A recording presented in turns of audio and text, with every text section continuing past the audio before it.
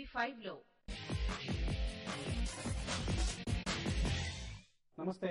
వ్యాపార, వాణిజ్య, ఆర్థిక రంగాలకు చెందిన ప్రముఖుల అంతరంగాలను మీ ముందు ఆవిష్కరించే కెప్టెన్ తో కాసేపు కార్యక్రమానికి స్వాగతం. ఈ వారం మన కెప్టెన్ ఈ కార్యక్రమానికి శోభను తీసుకొచ్చే ఒక విశిష్ట అతిథి. యూరోప్ కావచ్చు, అమెరికా కావచ్చు, లేదా మిడిల్ ఈస్ట్ దేశాలు కావచ్చు, ప్రపంచవ్యాప్తంగా అన్ని దేశాలు ఆర్థిక సంక్షోభం బారిన పడి వెలువెల్లాడుతున్న సంగతి మనందరికీ తెలిసింది. అయితే భారత్ మాత్రం ఈ విపత్కర పరిస్థితి నుంచి త్రుటిలో తప్పుకుని బయటపడగలిగింది. ఇందుకు ప్రధానంగా కారకులుగా చెప్పుకోదగ్గ వ్యక్తుల్లో ఒక తెలుగు తేజం కూడా ఉండడం మనందరికీ గర్వకారణం.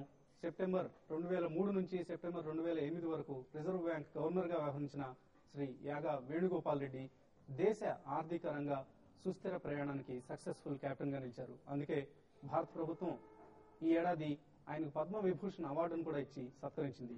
వైవి రెడ్డిగా మనందరం పిలుచుకునే యాగా Venugopal Reddy reserve bank governor గా అనుసరించిన ద్రవ్య విధానం ఇన్ఫ్లేషన్ కంట్రోల్ చేయడానికి కావచ్చు, లేదా అసెట్ బబుల్స్ క్రియేట్ కాకుండా మన దేశాన్ని సంక్షోభం బారి నుంచి కాపాడగలిగింది.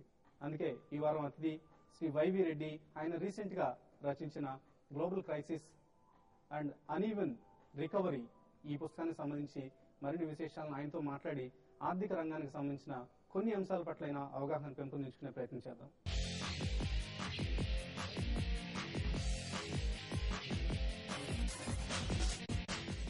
సో 64 క్యాడర్ మీరు ఐఏఎస్ ఆఫీస్. 63 అపేర్ అయ్యాను.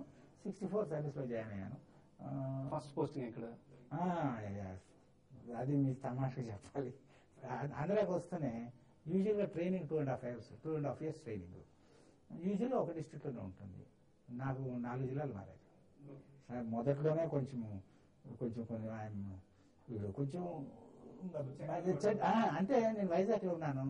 మీరు మరి బీడో వేయాలంటే కొంచెం ఆ సమితి ప్రెసిడెంట్స్ వాళ్ళు చెప్పిన మాట వినండి ఇంత ఎలాగని హైదరాబాద్ పంపించారు. హైదరాబాద్కి వచ్చినాక హైదరాబాద్ లో పాలిటీషియన్స్ కొత్త బాగాలేదని చిత్తూరు పంపించారు. ఇక్కడ 6 నెలలు ఉన్నా. చిత్తూరు నుంచి 3 నెలలకి రాజమండ్రికి పంపించారు. రాజమండ్రిలో 1 నెల ఉంటే ఒంగోలుకి పంపించారు.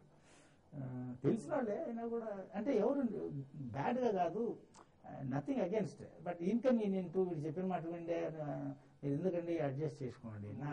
మొండి కరెక్ట్. అది గవర్నర్ కూడా నాకు అదే రెప్యుటేషన్, మొండి అని చెప్పి. అప్పుడు నాకు ఒక విధంగా విసుగు కలిగి నేను అప్లై చేశా ఫారిన్ ఫెలోషిప్ కి. So I got admitted. 68లో వెళ్ళిపోయా, లీవ్ పెట్టేసి నెదర్లాండ్స్కి వెళ్ళా. మై ప్రొఫెసర్ ఎకనామెట్రిక్స్ లో first man to win Nobel prize in economics, Jan Tinbergen, ఆయన దగ్గరికి వెళ్ళాం. అక్కడికి వెళ్ళి 6 months ట్రైనింగ్ అయింది. అయినాక మరి అఫ్ కోర్స్ నాకు గుడ్ ఆపర్చునిటీస్ ఉన్నాయి. అక్కడ మళ్ళీ ఆలోచించి మనం వెళ్ళిపోదాం అని అనుకొచ్చేసాను. After 6 months, though I did very well in the course, I came back. I continued Gudur. I settled once I came to planning.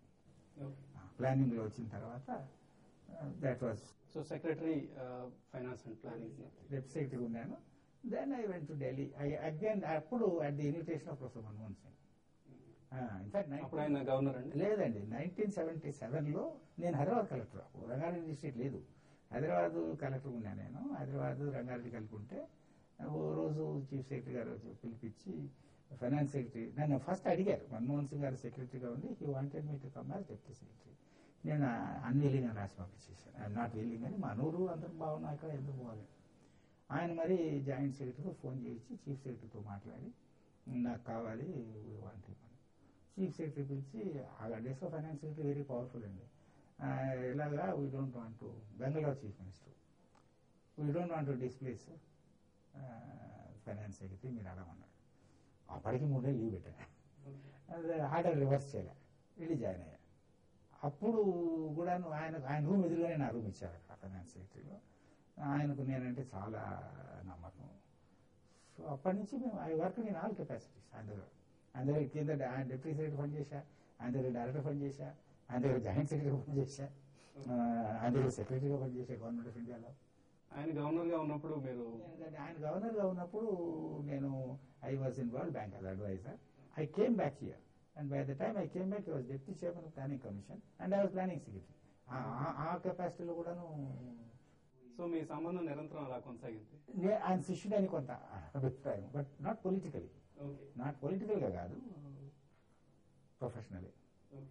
So ఎప్పుడైనా మీరు అనుకున్నారు ఆర్బీఐ గవర్నర్ అవుతాను, ఒక కరెన్సీ నోట్ మీద మీ సంతకం ఉంటుంది? అటువంటి అంబిషన్ లేదు. ఇన్ఫాక్ట్ అంబిషనే కాదు అసలు.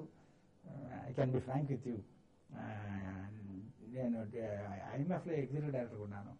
I was already 61. సో ఇది అడిగారు మన జస్వంత్ సింగ్ గారు రోజు పిలిపించి ఇలా మేము అనుకుంటున్నాం 2003లో 2003 ఎస్ వీఆర్ రైట్ 2000 May.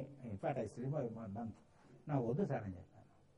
నాకు 60 ఏళ్ళు అయిపోయింది, నేను రిటైర్ అయిపోతాను, మా పిల్లలు అమెరికాలో ఉన్నారు, అండ్ IMFలో నాకు రెస్పెక్ట్ ఉంది, నాకు వద్దన్నారు అని సరే అన్నారు. మళ్ళీ 4 రోజులకు పిలిపించారు.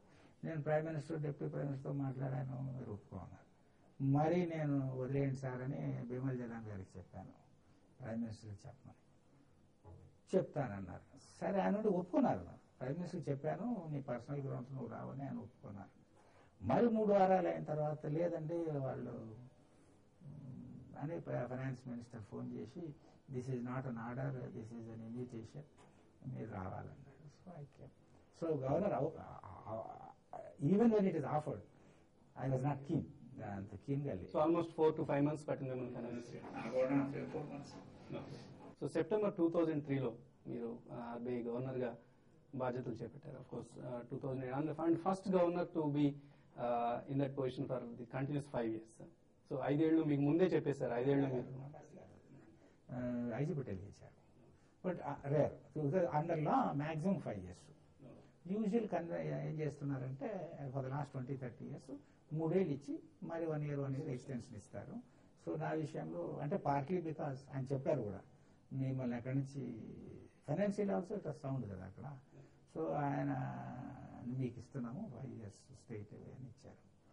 బట్ ఏదో ఇంకా ఇచ్చారు కాబట్టి మనం చేత కరెక్ట్గా చెప్పాం. అండ్ మొట్టమొదటిసారిగా ఒక కరెన్సీ నోట్ మీద మీ సైన్ చూసుకున్నప్పుడు ఏదైనా అనుభూతికి లోనయ్యారు? ఆ అనుభూతి కాదు, కానీ నిజం చెప్పాలంటే ఫస్ట్ నోటు ఎవరికి ఇవ్వాలి? మా అమ్మకి ఇవ్వాలా, మా భార్యకి ఇవ్వాలా? ఫస్ట్ సంతకం పెట్టిన తర్వాత అన్ని డినామినేషన్స్ కొంచెం చేస్తారు, అది ప్రింట్ చేస్తారు. ప్రింట్ చేసినాక ఇచ్చారు ఒకటి. సో ఐ న్యూ స్టాండర్డ్ కదా, ఏ ఫ్యామిలీ అయినా అమ్మకి ఇస్తే భార్య కోపం వస్తుంది. ఫస్ట్ అది 001 ఉంటుందండి, 001 భార్యకి ఇస్తే అమ్మకు. సో పక్క పెట్టేసి ఐ థింక్ 10 రూపీ నోట్ వచ్చింది. ఫస్ట్ పక్క పెట్టి డ్రాయర్లో పెట్టేసి వాళ్ళు ఫస్ట్ నోట్స్ ఇస్తారు. మరి నెక్స్ట్ లాస్ట్లో 20 రూపీస్ నోట్ వచ్చింది, అది పెట్టి సో ఫర్ బోత్ ఐ గే మీరు ఒకటే ఫస్ట్ అమ్మా అని మా అమ్మకి చేశాను, మీకే ఫస్ట్ అండి అని 001. So they are all both satisfied. So మా ఫస్ట్ మరి గొప్పని కాదు, ఇంట్లో గొడవ లేకుండా అలా బతికి. సో మొదటి నుంచి కూడా మీరు బ్యాలెన్సింగ్ యాక్ట్ లో చాలా సిద్ధహస్తులు అన్నమాట. అది మీరు చెప్పింది కరెక్ట్, బ్యాలెన్సింగ్ యాక్ట్.